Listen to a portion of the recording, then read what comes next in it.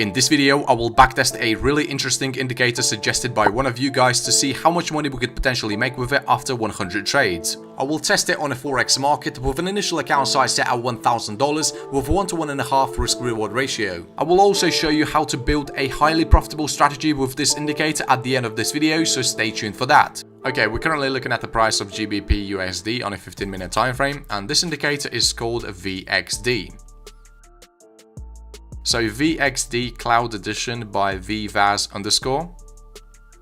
And we can see that this is actually a strategy, and if we take a look at the win rate, we see it's only 45.2%. And the reason these numbers are so low is because the indicator is used in a wrong way. If we take a look at the recent trade, we see that the strategy issued a buy signal when the price action was in a downtrend. And this is actually confirmed by the longer length moving average. So let's first double click on this indicator and make some adjustments. So before we get into my method of using this indicator, let's first understand what this indicator consists of. So if we zoom in, we can see that this tool consists of 4 pieces. So first of all, we have this purple moving average, and this is actually a 200 SMA. And based on this 200 SMA, we're going to be determining the overall trend direction. So if the price action is below the SMA, we are officially in a downtrend. And if the price action is above it, then we are in an uptrend. The second piece this indicator consists of is this RSI MA. This MA also changes color depending on the price movement. If the price action is being in a consolidation state, the line would usually be colored in yellow. Once we start seeing some bullish momentum in the price, the line will turn green. And if we have some bearish movement going on, the line will turn red. These color changes cannot be considered as trade entries because they're quite inaccurate. The next piece this indicator consists of are these support and resistance lines. These lines can be used for trade entries, and I'm going to show you how we can use them in a second. And the final fourth piece this indicator consists of are these bar colors. We see sometimes the candlesticks turn from regular to orange and green, and they also can be used for identifying the best trade entries. Okay, now let's actually understand the rules for our first strategy. Alright, so the rules for entering a short trade are simple. We're only going to be looking to sell if the price action is closed below these 2 lines. The 200 SMA has to be above the RSI MA. And the last condition will be to have a bearish breakout.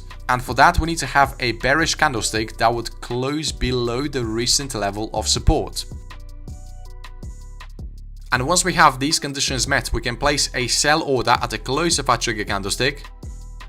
Our stop loss can either be set at the recent swing high or at the RSI MA, depending on which one of these 2 prices is closer to the entry price. So as we can see, in this case, we will set our stop loss at the RSI MA. And a take profit target will be set at 1.5 times the risk.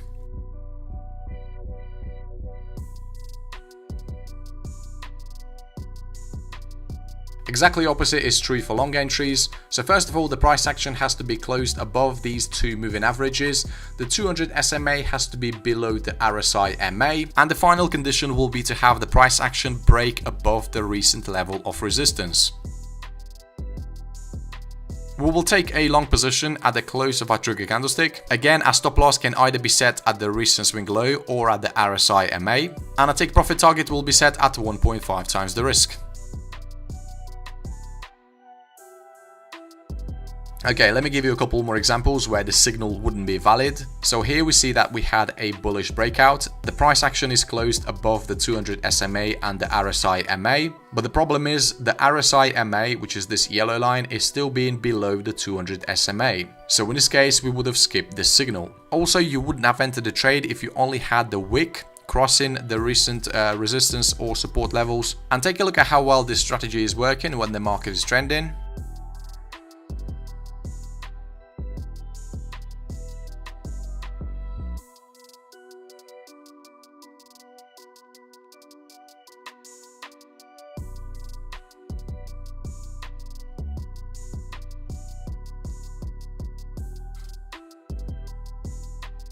But obviously this is not always the case. As we all know, the markets are only trending 20% of the time. So yeah, let's actually do our first backtesting and see how well this strategy would perform in different market conditions.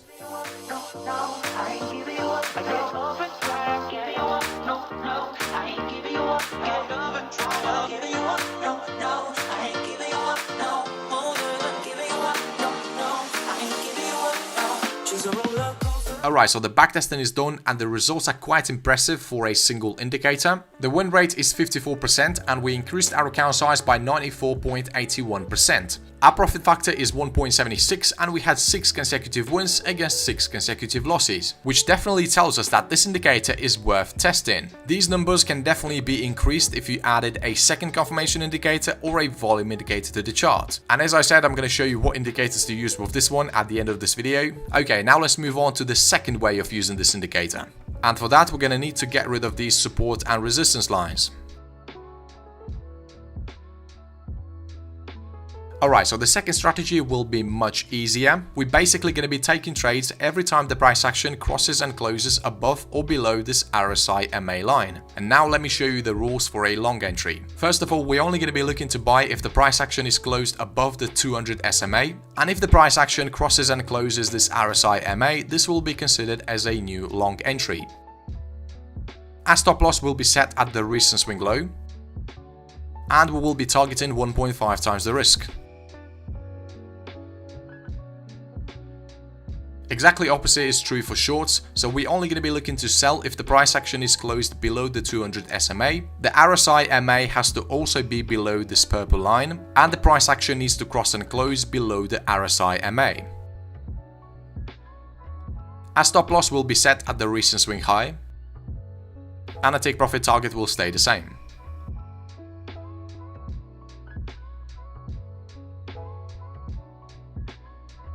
This strategy can also be quite successful when the market is trending.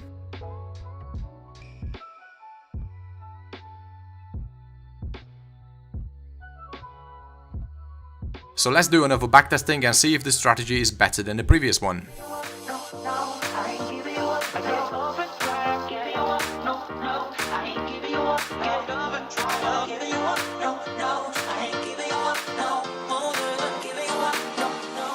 Alright, so just finished the second backtesting and as we can see the results are slightly worse. The win rate is lower by 2% and we increased our account size by 76.35%. The profit factor is 1.63 and we had 6 consecutive wins against 6 consecutive losses. So overall I wouldn't say the difference is that significant, and now let me actually show you what we can do to improve these numbers. So first of all, I would definitely add a volume indicator to the chart, and for a volume indicator I would either use a heat map volume